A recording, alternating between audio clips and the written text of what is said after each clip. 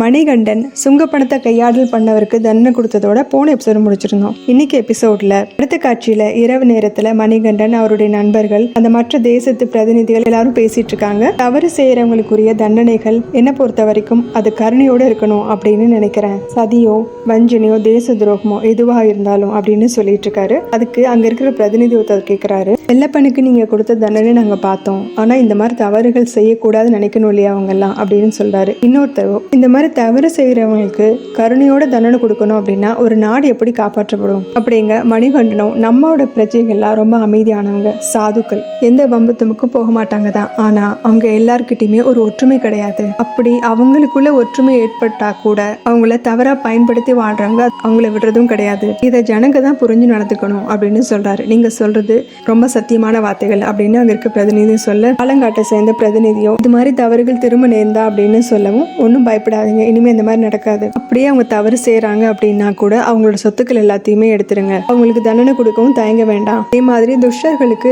இப்போ இது ஒரு முன்னறிவிப்பாகவும் இருக்கும் அப்படிங்கிறாரு. இந்த மாதிரி மற்றவங்களை ஏமாத்தி பழக்கிறவங்க இடங்கள்ல இருக்கதானே செய்வாங்க அப்படின்னதும், ஏன் உங்களுக்கும் வேணுமா அவங்க இடத்துலயும் வேணுமா அப்படின்னு கேட்டது. அப்படி சொல்லல, இந்த மாதிரி ஆட்கள் எல்லா இடத்துலயும் இருக்காங்கன்னு தான் சொன்னேன் அப்படிங்கிறாரு இன்னொரு பிரதிநிதியும். நல்லது இல்லாத பதவிகள்ல சரியானது எது அப்படின்னு தெரிஞ்சுக்க புத்தியை உபயோகிச்சு தெரிஞ்சுக்க முயற்சி பண்ணணும். தான் இஷ்டம் போல வாழலாம், மற்றவங்களுக்கு எந்த துன்புறுத்தலும் தரலாம் அப்படின்னு யாராவது நினைச்சாங்கன்னா அவங்களுக்கு கண்டிப்பா தண்டனை கொடுத்தே ஆகணும். அது மட்டும் இல்லாம அண்ணன் எல்லாரும் ஒதுக்கிடுவாங்க அப்படிங்கிற பயமும் அவங்களுக்கு இருக்கணும் அப்படிங்கிறாரு. அங்க இருக்க இன்னொரு பிரதிநிதியும் சொல்லாரு, பொதுஜனங்களோட நன்மையை பத்தி நாங்க சில விஷயங்கள் ஆலோசனை பண்ணி வச்சிருக்கோம் அப்படின்னதும் நல்ல விஷயம் தானே அப்படிங்கிறாரு. அவர்களை கண்காணிக்கிறதுக்கு சரியான ஆட்கள் நியமிக்கலான்னு இருக்கும் அப்படின்னு சொல்லதும், அவரவர் செய்யற தவறுக்கு அவரவர் தண்டனை அனுபவிக்க போறாங்க, இதுல கண்காணி இருந்துதான் அவங்க தவறை திருத்திக்கணுமா, அப்படி இருந்தா தானே மக்களுடைய வாழ்க்கை தரம் உயரும் அப்படிங்கிறாரு. இங்க இருக்க இன்னொரு பிரதிநிதி, நான் ஒரு விஷயம் கேட்கலாமா, இந்த மாதிரி ஜனங்களை வளர்த்து விடுறது யாரு, ஜனங்க கிட்ட ஒத்துமை இல்லாதானே அது காரணம், நோயை வளர்த்துட்டு வைத்தியன் வர வரைக்கும் காத்திருக்கலாம் அப்படிங்கிற மாதிரி எந்த ஒரு காரியமும் நடக்கக்கூடாது,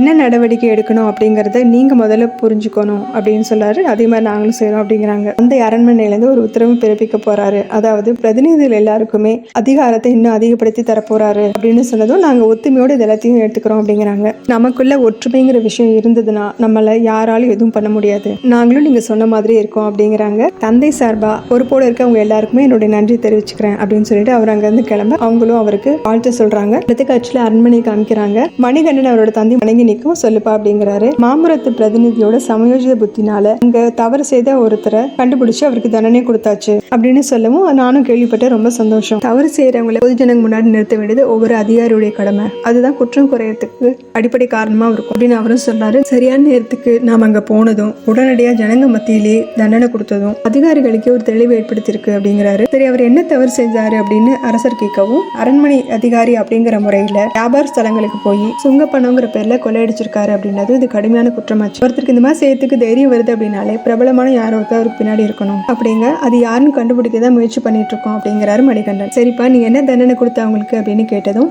அவங்களோட சொத்து எல்லாமே பறிமுதல் பண்ணியாச்சு, அவரே நாடு கடத்தியாச்சு அப்படிங்கிறாரு. ரொம்ப சரியான தண்டனை தான் கொடுத்துருக்கு அப்படின்னதும், மணிகண்டன் உங்களோட ஆசீர்வாதம் எனக்கு எப்பவுமே இருக்கணும் அப்படிங்கிறாரு. எப்பவுமே இருக்கும் அப்படின்னு சொல்லிட்டு சிவன் கிட்ட தன்னோட மகனை காப்பாற்ற சொல்லி வேண்டாரு. இதோட இந்த எபிசோட் முடியும். அடுத்த எபிசோட்ல பார்க்கலாம். சேனல் லைக் பண்ணுங்க, ஷேர் பண்ணுங்க, சப்ஸ்கிரைப் பண்ணுங்க, பெல் பட்டனை பிரஸ் பண்ணுங்க. தேங்க்யூ.